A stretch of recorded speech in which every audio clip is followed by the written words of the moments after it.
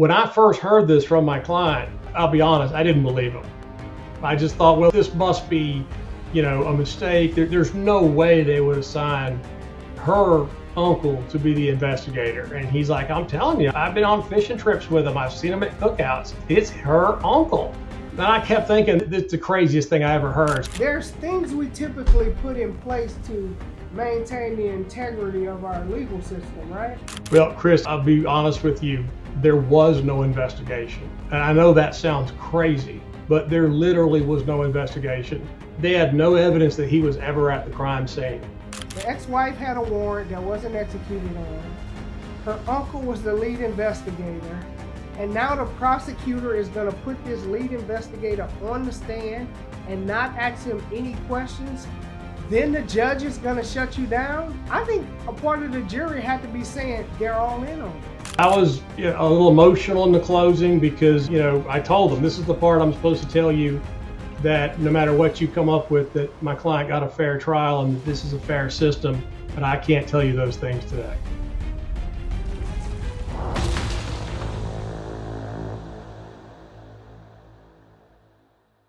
Welcome back to the Iron Gavel. I'm Chris Washington, a personal injury and criminal defense attorney. On this show, we bring true stories from the courtroom, justice, strategy, and the humanity behind high-stake trials. Today's guest is Bob Sombathy. He's a lawyer with incredible experience, more than 200 jury trials under his belt. A former homicide prosecutor, I guess he saw the light, and now he's representing people. And now he's a seasoned criminal defense attorney. So Bob, let's start with your journey. You've been on both sides. You were a prosecutor, and now you're doing criminal defense. So what inspired you to make that move into criminal defense? Chris, I started at the public defender's office for the first 5 years, and I've gotten into all kinds of debates with other lawyers about this, but I really believe that working at the public defender's office is probably the best training ground for any young lawyer that wants to practice criminal law, whether you're going to end up being in private practice or a prosecutor. I think it's just the best place to start. So I got most of my training there, early training, and then I went to private practice for about 10 years. And then I went to the prosecutor's office to do homicide cases for 9 years. And then my wife and I started the Sombathy law firm, which is where I'm at now for about the last 5 years. And I'm enjoying it tremendously. But yeah, been on both sides of the fence, seen the good, the bad, and the ugly. So I know you've had a lot of trials. 200, I think I maybe have 25% of that, 50 in the 18 years I've been doing it. So what do you think people misunderstand most about what you do? Everything. I think that criminal defense lawyers, we're looked at by most people as somebody else's problem. That they're never going to get charged with a crime. Their family's never going to be charged with a crime. Their kids are never going to be charged with a crime. So it's something that's going to happen to somebody else. It's never going to happen to me. And then I get those types of people come in my office and they, their child is charged with a crime or they're charged. And it's, why do they have to spend the night in jail? How can they be arrested just on probable cause? Why is discovery taking this long? How can the judge let them get away? This is ruining my life. This has gone on for a year and a half. This is so unfair, but they never had a clue. And they don't really know what we do except show up on TV when we lose. And that's really, they don't really understand anything about it until it happens to them or someone close to them. I agree with that 100%. And one of the things I encounter is people who never think they'll be caught in the crossfire. They'll come and they say, well, I have rights. And I say, you do, but they're not as extensive as you may believe, or they're not as protected as you may believe. And a lot of times people also think that, if you do criminal defense work, you're defending criminals. Well, that's not always true. A lot of times you have people who are truly innocent. We're essentially the last line of defense, or the only line of defense. And what we do, it's a lot of innocent people we have to represent. And it's truly difficult when we are representing an innocent person, because if it goes sideways, I lose sleep over that. Absolutely. And I've had innocent clients convicted at trial. It still haunts me to this day. And, people like to run with it. People like to have a theory and go back there and kind of be a runaway jury. And I've had clients in really bad looking situations out of either just who they're with or lack of judgment. But I had an innocent client go to prison on my watch before, and it is a horrible feeling. I had one, I've talked about it probably 10 times on this podcast, but it was a young man I represented maybe 10, 15 years ago, and I believe he was innocent, and he's in prison. And I did everything I could, and I still think about him. And I've lost trials that I don't think about, but I think about that one guy who I believe was innocent. Yeah, I tend to remember more of the trials that I lost than the ones that I've won. And I've won a lot more than I've lost. It's the ones you lose that stick with you. And I think it's also the ones you lose you probably learn the most from. Let's go to this case you're going to tell us about today. I got to say, it's one of the strangest cases I've heard about. And let's start with the big picture. What charges was your client facing? What was at stake here? He was facing life in prison. And in Florida, life in prison means you die and you come out of prison. There's no parole anymore in Florida. So he was facing life in prison plus 60 years. He was charged with attempted murder with a firearm. He was charged with arson of a dwelling, shooting into a dwelling, and then later on down the road, a year and a half later, the prosecutor added aggravated stalking charge to it in order to get in a bunch of collateral evidence. So that's what he was charged with. And just to kind of set the background, it started as a fairly typical case of domestic violence. My client and his wife were going through horrible divorce, allegations of infidelity, allegations of domestic violence both ways. My client picked up a misdemeanor battery for catching her with another guy. So that's kind of the background. Sometime the end of October, she goes out and gets a domestic violence injunction. He leaves the house. So that kind of sets the tone of where we're going now into November. He has an encounter with his son at Thanksgiving where he wants the codes to the house. And the reason he wanted it so he can move more of his stuff out. But he gets angry at his son, who's 12 years old, won't give him the codes to the house. Fast forward now to December 2nd. And let me stop right there. At this point, this is literally all the evidence they will ever have against my client, what I've just told you. I'm over here making notes, and you said this is literally all the evidence, but I don't have anything written down as evidence. Arguably, what's the phrase, in the light most favorable to the state, you've got maybe motive evidence is consistent with thousands of couples go through when they're going through a horrible divorce and they hate each other. You could argue that maybe he has some motive for doing something. December 2nd comes, the 12-year-old son, his son, hears the dog going crazy outside. He looks out the window. For a split second, he sees a person dressed in black with a black mask, turns around and shoots through the window. So this 12-year-old is shot 4 or 5 times. This is now a huge case. This could be a murder. He was life flighted, and thankfully he survived. The wife, the estranged wife, is in the house. She hasn't seen anything. She calls 911. As soon as the police get there, she says that my client did it. But she just feels it in her heart that he did it. And I get that. I mean, this is the person that she hates the most in the world right now. This is the person who she's probably thinking about every day in a very negative way. So they assign her uncle to be the lead investigator. There's something we call that, right? If there's a close family member in law enforcement of a victim, or the judge is a family member of the victim, there's things we typically put in place to maintain the integrity of our legal system, right? When I first heard this from my client, I'll be honest, I didn't believe him. I just thought, well, this must be, a mistake. There's no way they would assign her uncle to be the investigator. And he's like, I'm telling you, I've been on fishing trips with him. I've seen him at cookouts. It's her uncle. And I kept thinking, this is the craziest thing I ever heard. I asked the officer in deposition, and he's like, yeah. And I had to stop the deposition because I was in such disbelief. And I was like, do you have any idea how you compromised this whole case? And he's like, well, we just didn't have a lot of investigators that day. That revelation shaped the entire case. Okay. Wow. So the uncle, we're gonna come back to him, especially once we get to trial. I want to know how you dealt with the uncle. But I want you to tell us why you think this case is important for the public to know about.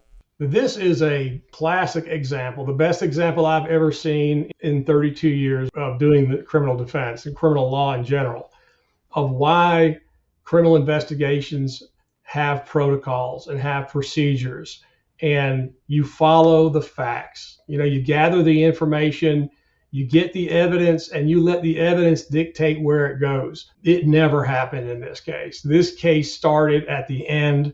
They thought they had a suspect, and they just killed the entire criminal investigation.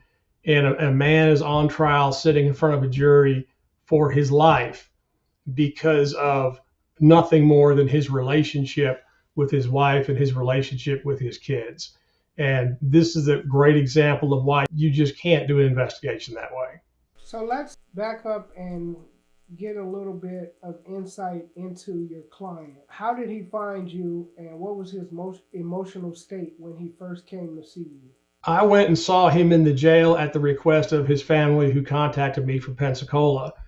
And he was just beat down. He was convinced he was getting railroaded. I didn't fully appreciate the extent of what was going on with this case when I first met him. And he had these tales of, an uncle involved in the case. I gave a statement to the police, and you don't know about the statement I gave. And I'm like, you didn't give the statement as far as I know. Well, he did. And all of this evidence we had to dig out. And, the alibi, which was a big deal later, he never really emphasized that in the beginning because he wasn't even sure of when they were saying he was supposed to be doing this crime, which I found really interesting because usually if it's a fabricated alibi, from my experience, man, they just can't wait to tell you about it right off the bat. But this was something where he wasn't even sure if where he was made a difference at the time. So all of that was very encouraging for me when I first talked to him. A lot of times when our client raises an alibi, we're afraid of the alibi because the alibi usually doesn't pan out. Exactly right. I feel like I've had cases won before the alibi defense was presented. But in this case, the more I checked it out, the more it was solid as can be. And this is something that law enforcement, they just flat out did not want to hear about the alibi. The case progresses. At some point, we have what's called discovery, and the state has to give you a copy of the evidence, which for the most part, they give us majority of it, and we kind of have to twist their arm to get the parts that we really need to defend our clients properly. So when you got the discovery, I would like to know, what did you find most concerning in that discovery, if anything? Well, without a doubt, you're dealing with a 12-year-old who has been seriously injured and almost killed. So right away, that's going to get the attention of a jury. And the most concerning part for me was this collateral evidence, this evidence that they really wanted to emphasize about the divorce and the battery charge against his wife and regrettable things that he said to the kids about wanting access to the house. I better not ever find a man in that house with your mother. Those kind of things that when you look back on it, it's typical things that angry people say to each other getting a divorce. But in light of this crime, I was worried right off the bat, well, they're just going to paint him out to just be an awful person, and just go with what the wife thinks of him. And we're never going to get to actual evidence. So that was my initial concern. If you were to analyze the investigation, what would you say are some critical pieces of evidence the investigators should have looked for? And if it appears they had knowledge of the alibi, what steps should they have taken that they did not take that ultimately could have led to this innocent man not even having to face trial? Well, Chris, I'll be honest with you. There was no investigation. And I know that sounds crazy, but there literally was no investigation. They called FDLE out there to do swabs of the windows, DNA, whatever they could get off the bullet casings and all that kind of stuff. She stayed out there and processed that scene that night for probably 3 to 4 hours. The uncle, who was on scene the whole time, she's on her way back to Pensacola. He calls her and says, don't process any of it. And I'm in disbelief when I'm hearing this. The prosecutor didn't even know. And we asked the FDLE person, I said, why'd you go out there if you're not going to process anything? Well, he just said, don't process it.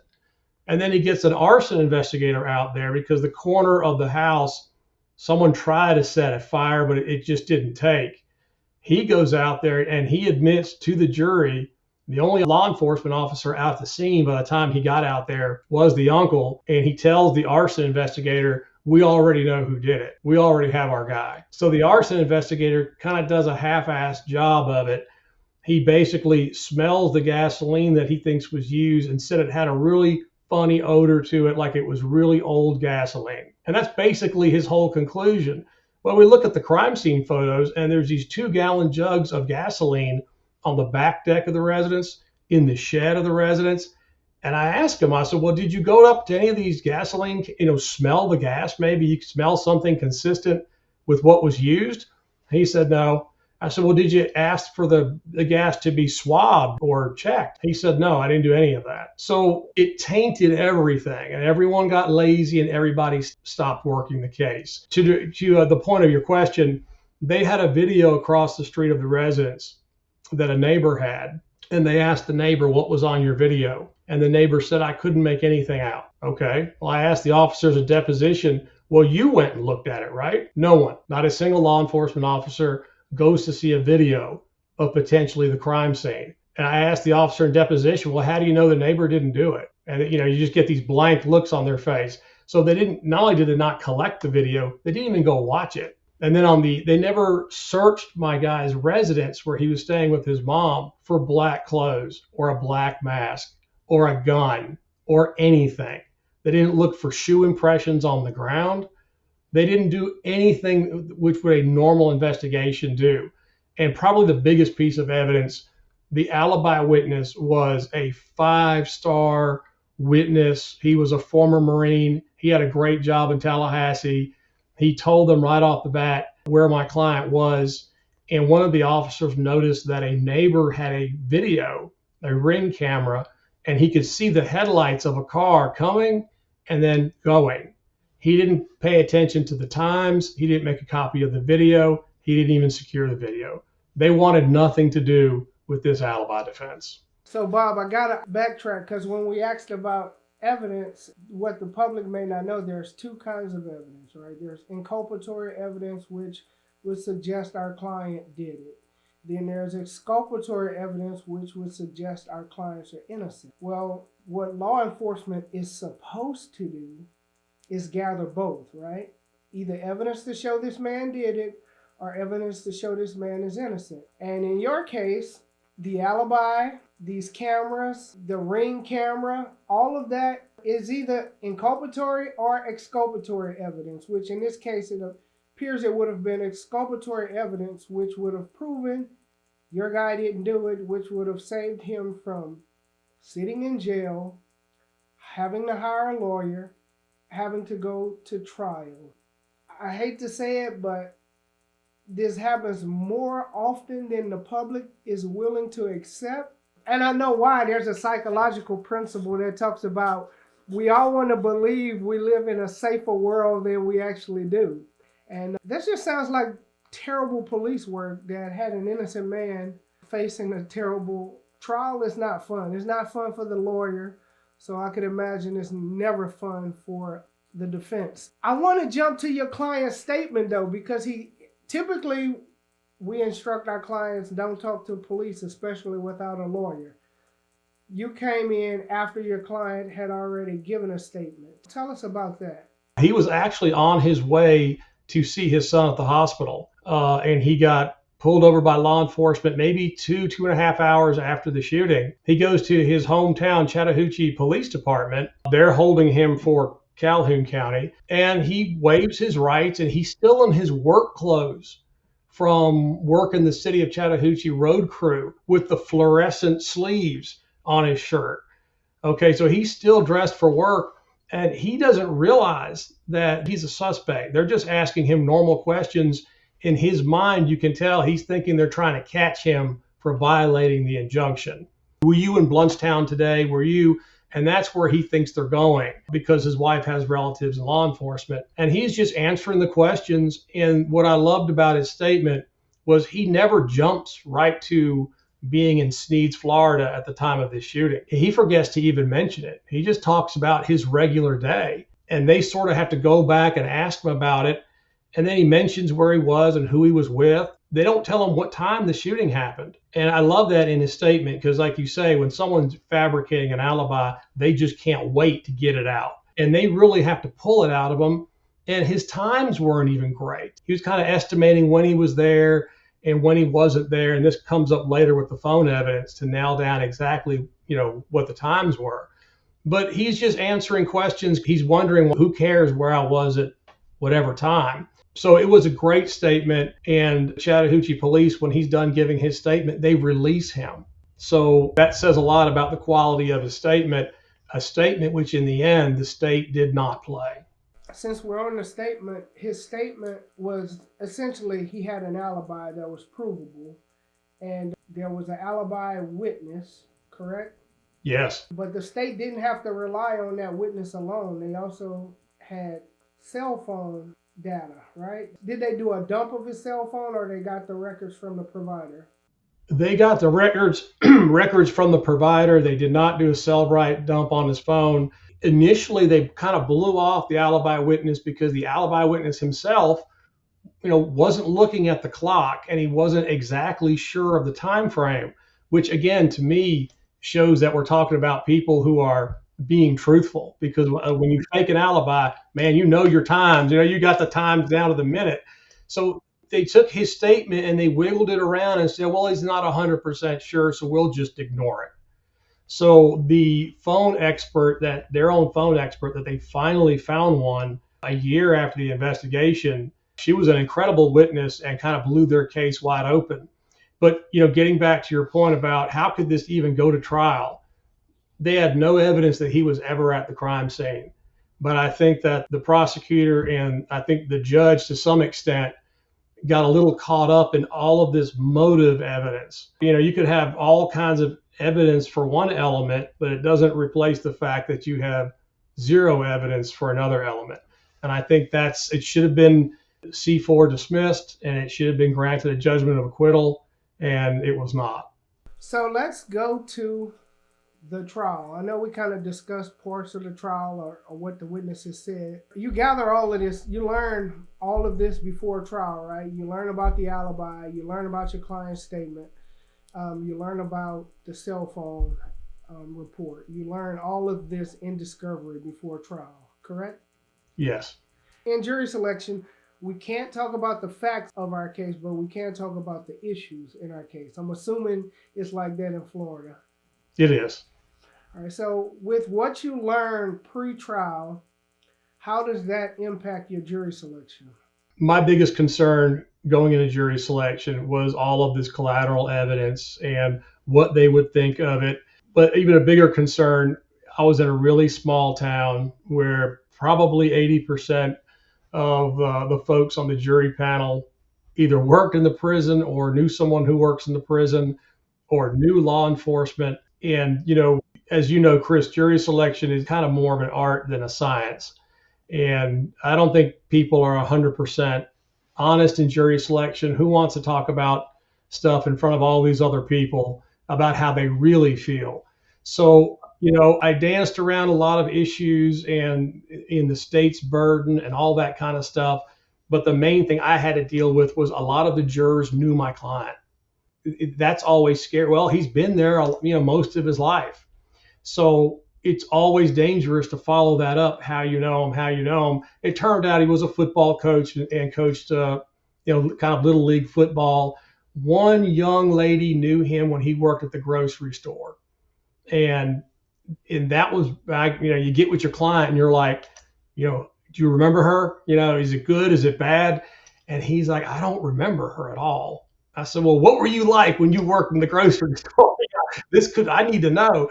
And it's like, I just don't remember her. And so we took a big chance. I said, well, she remembers you. We're going to take a chance that it was in a positive way. So those were like the nitty gritty things we're dealing with in jury selection that go just beyond the typical questions you would ask. But my biggest fear is in that town, it was like everybody knows everybody. Are we going to get a fair shake or not? So one thing you did that my partner and we also do in our trials, and I recommend lawyers do it, but a lot of lawyers don't. You involved your client in the jury selection process. So I want to know why you did that and why you think that's important. Yeah, in a small town like that, he could help me. He could be a great weapon because he knows the people. He knows the officers that the witness may know. He knows the places where everybody works. I kind of really had to rely on him as far as what he thinks of these jurors and his upbringing and all the time he spent in this town. It's one of the rare moments when your client probably knows more than you That's about the right. kind of people that you want for this trial. So after jury selection comes opening statement. Does the prosecution go first in Florida? They do. Take us through the highlights of their opening statement and how you dealt with that in your own opening statement. It was the night before opening statements. I was actually staying in a hotel up there. I anticipated what it would be. It was going to be emotion. It was going to be a young man's been shot, laying there bleeding to death. It was going to be about my guy's history with the injunction and the domestic violence. It was going to be emotion, emotion, emotion to try to set him up as just a horrible person. Look at this horrible thing that was done. And I actually changed my entire opening statement when I kind of pondered that the night before. And I said, I just got to give them some of this.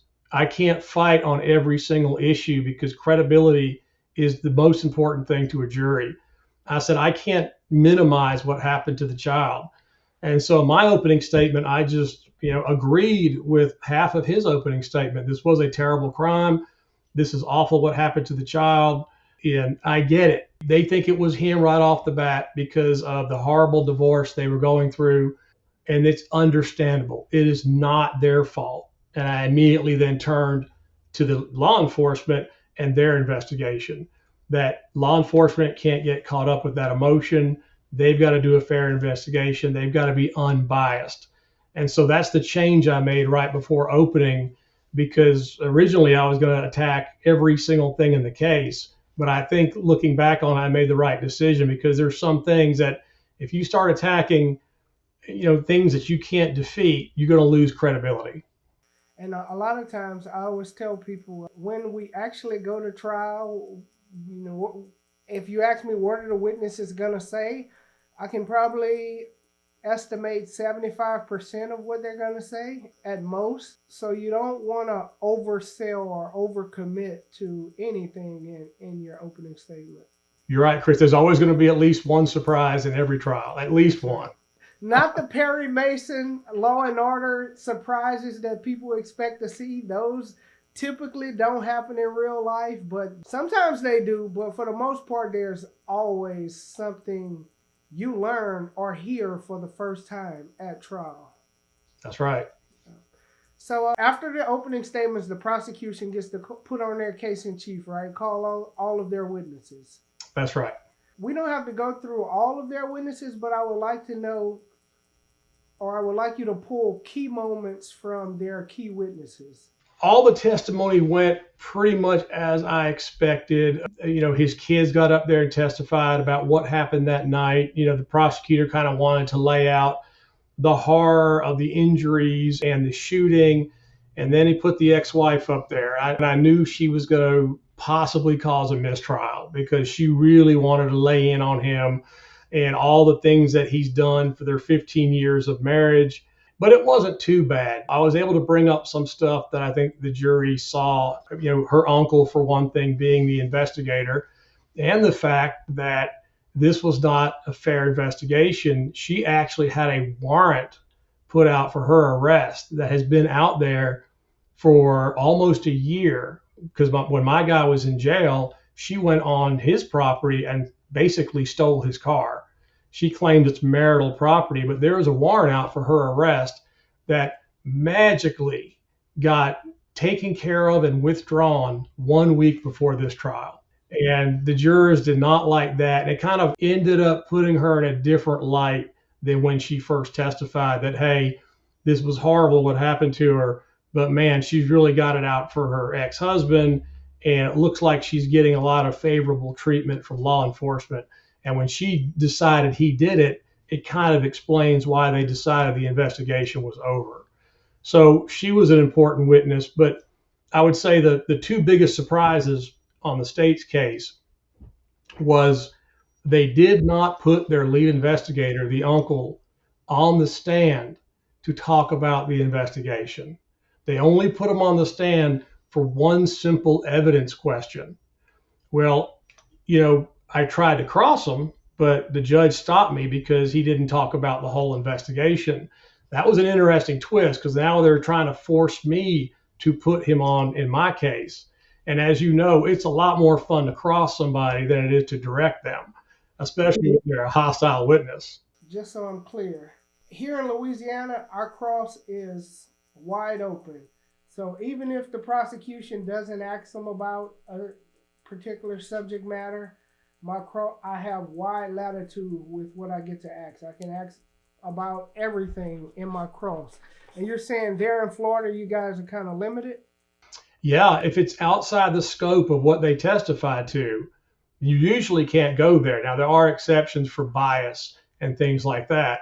But yeah, he only asked him a question about a certain piece of evidence and said nothing else. So I got up there, I established, you're the lead investigator, you're the uncle. Let me talk to you about this whole investigation. And the judge shut me down. I think that's really good, though, for the defense. If you think about the jury process as a whole, and this is what I tell my clients and I tell other lawyers, that if you put 12 people in a box, those 12 people are more intelligent than I could ever be when you combine their educational background, their life experiences, all of that. So in your case, I'd imagine when the jury heard that the ex-wife had a warrant that wasn't executed on, her uncle was the lead investigator, and now the prosecutor is going to put this lead investigator on the stand and not ask him any questions, then the judge is going to shut you down. I think a part of the jury had to be saying they're all in on it. They're all in. And that's probably not true, especially with respect to the judge. But if I'm on that jury, I'm thinking they're all in on it. Well, I think that goes to, this was a week-long trial and the jury was out for less than an hour. Yep. So, and I really leaned into the lack of credibility of the case that's being presented in front of them. And I remember in my closing, the word verdict comes from the Latin to speak the truth. And I really leaned in on that. I said, if we're speaking the truth, then where's the video from across the street? Where's my client's statement? How you put the lead investigator on for one question, because I did not put him on and I wanted to focus on the state's case. So yeah, all of that I think hurt the state. It was a smart tactical decision on their part, I guess, not to expose their lead investigator to probably a day-long cross about how horrible he is. So I get why they did it. But there's still the obvious impact to the jury of, wait a minute, that's all you're going to ask them? So, I really had to play into that because that was the strongest thing I had. That was a great strategy. And I'd imagine, did you know you were going to take that approach going into the trial, or is that something you decided as things developed? I was going to touch on it, but as it developed, you keep having these decisions as a defense lawyer. How much more do I want to get into this area to bring out these points, or do I want to emphasize lack of evidence leads to a reasonable doubt? And you sort of have to make that decision as it goes. And as this trial came about, I realized that lack of evidence was the way to go, because no matter what I brought up, except for the alibi, anything else I brought up, they were going to come back and talk about more of this collateral evidence dealing with things that happened days and weeks ago, bad character of my client. And that was their answer to everything. And at some point I was just trying to limit that because I thought the jury, had heard enough about that. Did they call any other witnesses after the lead detective or anybody else we need to hear about? They called a lot of witnesses, but the other major witness was their phone expert. Take us through that. Yeah, that was wild. I was demanding a name for months in this case, and they never would produce who were they going to use for the phone records? And I had my suspicions why, but I wasn't sure. They finally came up with the name of this expert in Pensacola at FDLE, and we drove over there. I didn't want to do it by phone. I wanted to understand these pings on cell towers because he had three phones, a work phone, a personal phone, and I needed to understand exactly what they were going to use. And you always get nervous, when they get your client's phone. Always get nervous about what you're going to see on that. So she explained it, and we sat there a couple of hours until we finally learned that they didn't make a distinction between Eastern time and Central time during the first presentation because where this town is kind of like right on the edge. So we had to go back for a second visit, and everything was turning out to support his alibi. Not only that he was in town an hour away at the time the shooting happened, but it actually showed his travel from Chattahoochee, Florida, all the way up to Sneads, and then all the way up to Grand Ridge, and exactly where he was, what time it was. And it was kind of amazing to learn because I was not that familiar with those pings on a cell tower, and that even when you're not using your phone, the apps in the background and everything are pinging all the time. So the more we got into that, the less interested the state got in their phone evidence, but the more interested I got in it. I tell people if you have a cell phone, you're walking or driving around with a personal tracker. Yeah. It essentially pings as you're driving down the highway. It bounces from tower to tower. And one misconception is that it bounces to the nearest tower. That's not technically true. It's the strongest signal. That's correct. I didn't know that either. Sometimes the tower closest to you is full, and it does, it doesn't want to take any others. It'll direct it somewhere else. But in our case, it corroborated his alibi. It showed his entire path of travel, and it just made the human element that they already had.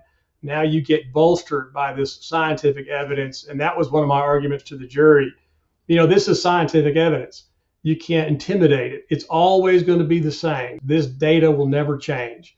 And this is what it says where his phone is. And so it worked out great for us.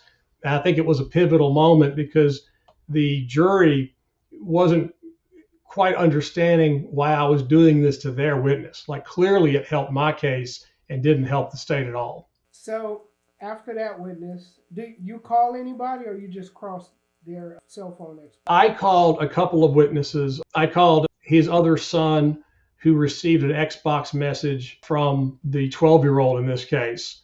And the Xbox message said, "Hey man, I lied on dad. Mom made me lie on dad, but I don't like him anyway." Because the 12-year-old statement to the police at the hospital later was that, "Hey, I didn't see who did it. He was dressed in black with a black mask. I can't identify who it was. But the first person that jumped in my mind was my dad." And then the other evidence about the things that were said to him at Thanksgiving, some of those just sounded really exaggerated. So you had this evidence about maybe he was lying or whatever. So I put him on, and then I put the officer on who did not collect the video that was next to the alibi witness's house. But I confirmed that he got the statement from the alibi witness first. So he had the alibi witness's time frame. And then he went and looked at the neighbor's video. He saw the headlights. And I said, "Is it fair to say that if those headlights would not have matched up with what the alibi witness said, you would have called him out on it?" And he said, "Yeah, that's true." So it corroborated the alibi witness, but he didn't make a copy of it and he didn't collect it.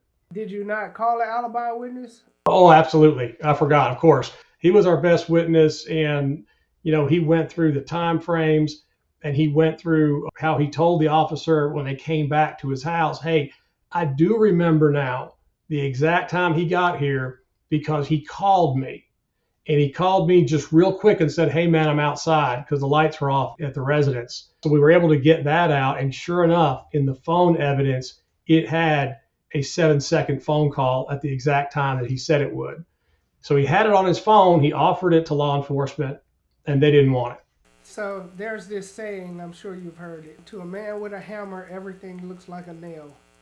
And they just decided your client did it, and disregarded evidence that proved otherwise. There's nothing your client could have done to fake his cell phone locations or fake his call history that came straight from AT&T, Verizon, or whoever his provider was. No, he couldn't fake it. You couldn't make it up. And it just kept getting worse and worse as it went along. And, it was incredible that we were waiting on a verdict in a case where you don't have any evidence that he's even in the county, let alone at the house, that we're waiting on a verdict. So let's go to closing argument. I know there was something crazy that the prosecution said in their closing argument, but I want you to take us through their closing argument, and then, just so I'm clear, here in Louisiana, the prosecutor closes, then the defense closes, then the prosecution gets a rebuttal closing. That's not true in some areas on the East Coast. How is it in Florida? It is like that in Florida now and has been for a long time. When I first started, the defense could go twice if the only evidence we put on was the defendant, or if we didn't put on any evidence. But it's the same way as Louisiana now. The state gets 2 shots at it. They go first, they go last, and we're sandwiched in the middle. That's the exact same way I coined it. I say we're sandwiched in the middle. We're sandwiched. So anything we say, that get back up and say something else. So their first closing was fairly traditional. Again, they're leaning into the motive evidence. They're leaning into, what kind of man talks to his kids like that. They're leaning into all the character type evidence, just really trying to get the jury to just really dislike them. And of course, going through the injuries and the horror of the shooting. And then I got up there and I talked about, this was my only shot. You get 1 shot in the closing. So talked about verdict. This should be about the truth and speaking the truth, and just leaned into them about, you're going to charge a man with attempted murder. Shouldn't you at least search his house? Shouldn't you at least look to see if he's got the gun? Or, why didn't you even want to go look in his house? And then we talked about the video, why hasn't they played the video, the alibi witness, and lastly, and most important, if this really was about the truth, why haven't they played you my client's statement? You're the fact finder. Wouldn't you like to know what he had to say that night? So I was a little emotional in the closing because, I told them, this is the part I'm supposed to tell you, that no matter what you come up with, that my client got a fair trial and that this is a fair system, but I can't tell you those things today. That's powerful. The prosecutor has a rebuttal closing. Yeah. Do they make a comment about the video in their first closing or their rebuttal closing? They don't touch it in the first closing at all. The second closing, I got to give it, he was desperate to say something to counter the lack of evidence, and he came up with this. The last instruction that the judge reads, it says something like, for 200 years, we have all agreed to follow the law and the Constitution. No juror has a right to violate the rules we all share. That's how it ends. So he takes that phrase and he does a PowerPoint and he highlights the over 200 years part. And I'm looking at it thinking, what? That's an odd thing to highlight. I've seen other words highlighted. And his argument was, we didn't have video 200 years ago and we still convicted people. So just pretend that, this is 200 years ago and you don't need all that stupid stuff like video and forensics and phone evidence. So, yeah, none of that. We didn't have any of this stuff. We didn't even have these computers that we're presenting this PowerPoint with. Yeah, I kind of looked down and I was like, well, I guess that's what was his response to it. Yeah, that's a desperation, Hail Mary, whatever you want to call it. That also, I think when arguments like that are made, you are assuming that the 12 people in the box are not a collective, intelligent entity, right, for the purposes of that trial. That's just like, we have to maintain credibility, and we have to respect the intelligence of the jury, which far exceeds the prosecutor or the defense attorney or even the judge's intelligence, because a lot of times they make decisions that are not based on anything we present in trial. I talked to a lawyer recently in person. I'm going to interview him hopefully soon. He got a not guilty verdict in a murder case, and there was a big fuss about DNA.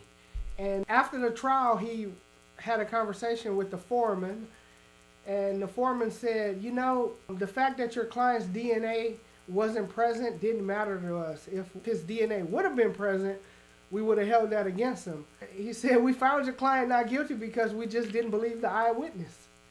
And he was like, my focus during that trial was the DNA, and they latched on to something else. Look, we can't discount that these people, whoever the 12 are, and most times people that serve on a jury, like, they want to get it right. And they expect to receive enough information or evidence so they can make the right decision. And when you don't give it to them and try to discount the fact that you didn't give it to them, I think you lose a lot of credibility. Chris, I think credibility was the whole issue in this case. I really think that I changed my strategy to make sure that I wasn't going to lose any credibility, but I was going to constantly attack the state's lack of credibility for their case. And yeah, he took a risk, the prosecutor, with that argument. I think in his mind, he was probably thinking, hey, if I've won over some people by saying he's a bad guy, let me give them a reason not to worry about that I don't have any actual evidence, I think is what he was thinking. But yeah, thankfully it didn't work. And the first sign that I had that it didn't work was the alternate juror. The alternate juror was out in the parking lot and gave my guy a hug and said, I'm so sorry they're putting you through this. And my guy didn't read a lot into that, but I sure did. I said, hey, that's a great sign. After closing argument, the judge does their spiel where the jury gets instructed on the law. Take us through what's going through your client's demeanor as you guys are waiting on the verdict, and also what's going through your mind as you're waiting on the verdict. The whole trial, it was difficult to keep my client positive. And the reason is he disagreed with all of this character assassination. He had a response to all of it. He could give an explanation to, I didn't tell him, you're going to die with those codes. I said, you're going to die on that hill. All kinds of things he had to say, and he had to sit there and listen to this character assassination. But, I told him, look, we've made the decision. We made the decision to attack their lack of evidence. You might do great if you testify, but you could blow it if you testify because you're so emotionally invested in this case. You know how it feels to be attacked, but we can't spend this trial arguing about what your ex-wife said at Thanksgiving.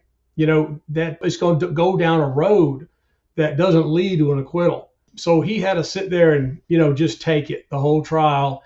And so he was kind of in a salty mood and not feeling very positive until the verdict came back. What did he say at that moment? Well, they found him not guilty of all. The jurors had a question. That was it.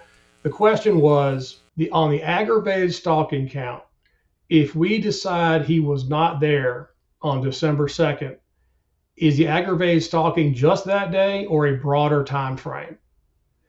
So I quickly assessed that. I said, hey, this is great news. And he said, why? And I said, they may have already found you not guilty on everything having to do with the shooting.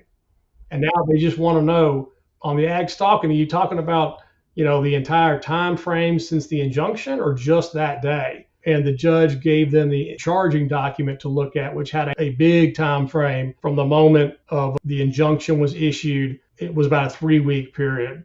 So they got him guilty on that for, I guess, and again, I think that's going to be reversed on appeal. But I guess their argument was the conversations with the kid at his home maybe were meant to scare the wife when they went back to the home. I thought that was a really reaching kind of argument because usually the case law says that you can contact someone through a third party, but you have to be direct about it. Like, go tell her this or go tell her that. So maybe that's what they relied on, but it definitely didn't have anything to do with him being on the scene when the crime occurred. That's a really good outcome because the attempted murder he was facing, was it life? Life. Wow. That's actually even more harsh than here. Attempted murder in Louisiana carries up to 10 to 50. Well, in Florida, we've got this 10-20 life law with guns. So it would enhance crimes in attempted murder. I think attempted murder would have been a crime that was punishable by life, but you could get like 30 years on it. But with the gun being involved, it was going to be a life sentence. Wow. And how old's your client? He is in his 40s. And I'm assuming he hadn't been to prison.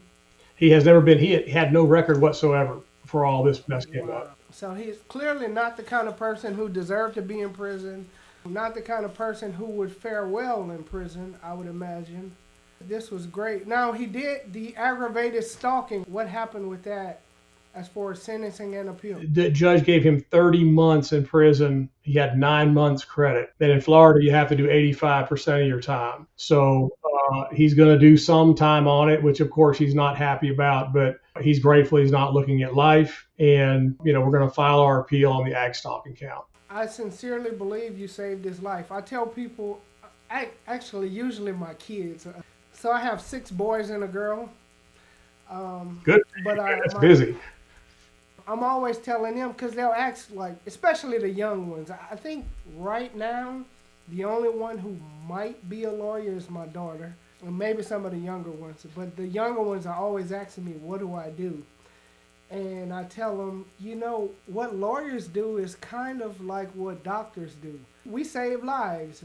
And whether that's a life, like in this case, you saved this man from a life sentence. Even though he's going to do a little bit of time in prison, he is going to have the majority of his life left when this is over. And you saved his life, and that's great because everything I've heard today makes me think there's no doubt in my mind he was innocent of the charges. I do think with the aggravated stalking, sometimes we run into the mindset of a jury that they have to find him guilty of something. There's all these different charges, let's compromise on something. And I really hate when that's done because it's not necessarily true, and the jury doesn't have to do that. It's perfectly okay if you believe the prosecution failed to prove any of the charges to find the person not guilty on all of the charges. So hopefully his appeal goes well and you were able to recapture even more of his life for him. I sure hope so. And I'm just really grateful that I had my doubts about taking a jury up there, but I knew the way they paid attention all week that they were serious. These were serious people. They're young and old and middle-aged, men and women. They listened intently all week and they took the trial very seriously. So that gave me faith that this was going to work out okay. So one of the questions I like to ask lawyers, because we always learn something in a trial. What did this trial teach you? Never assume that the police, properly investigated a case. And a lot of times they do. And most of the trials that I've had, they may have made a mistake here and there, but most of the time the investigation follows normal, typical protocol. This one was so bizarre and so out of the ordinary. And I almost made the mistake in the beginning of just assuming they, did a normal investigation, didn't necessarily understand or believe what my client told me about, a family relative being in charge of such a serious investigation. But he was right. And that kind of reset me the whole way about let's not assume anything. Let's take it all the way back to the beginning. And I'll never make that mistake again. It's unusual, but as you see in this case, it does happen. I tell lawyers, typically defense lawyers, what we notice is that when somebody's a fresh, like a brand new judge, they kind of treat everybody fairly the same. But the longer a judge sits on the bench, the more I think they become jaded in their assumptions that everybody's guilty. And even doing criminal defense work, we have to treat every client as if it's a brand new day, a brand new case that I have not seen before. Because if we say, I've heard this 20 times in the past, well, this 21st time may be that time where my client, this alibi is really a legitimate alibi, or these issues with this investigation are really issues with the investigation. And the only way you do that, Bob, is what you did. It's like, you got to check yourself, right? You got to look in the mirror and say, look, I'm having these assumptions, but if I'm going to do this man justice and good service, I got to look at myself in the mirror and say, you know what? Let me take a step back and see what's really going on in this case, which you did. And I largely believe because you didn't allow yourself to become jaded, or you kept an open mind throughout the entire process, I think that's what allowed you to do the job you did in this case. Just keep learning. Always keep learning. No matter how many trials you've had, you'll see something that is going to make you think twice. So yeah, I try to keep an open mind and just keep learning. What do you think the public should take away from this case? Let the facts dictate the case. Always follow the facts. Don't ever make assumptions, because everything in this case was an assumption, and they ended up putting a man on trial who all the evidence in the end showed wasn't even in the same town. If they just would have followed the facts, I truly believe he would not have even been arrested. I agree with you 100%. And before we go, what I really want to do is for you to let people know how they can find you, how they can connect with you. Because one of the things I think the public struggles with, which is kind of what motivated me to want to do this podcast, people don't know how to find good lawyers. So everything I heard, if I ever find myself in trouble in Florida, I'm coming to you. So for the people who are there, how can they find you? How can they connect with you? Well, Chris, I appreciate that. It's just the Sombathy Law Firm website is a good way to find me, or just my email, bob.sombathy, SOMBATHY, @gmail.com. Well, thanks, Bob. I know this is a Wednesday afternoon. We're doing this recording, and you're a trial lawyer, which means you're a busy lawyer. So I certainly appreciate you taking time out of your schedule to do this. Well, it was my pleasure. Thanks so much for having me on the podcast. And I've seen all your episodes, and I think you do a great job. Thank you. I appreciate that. There you have it, folks. Another amazing episode of the Iron Gavel. Bob Sombathy, if you're ever in Florida and you need a criminal defense attorney, he's somebody you should consider.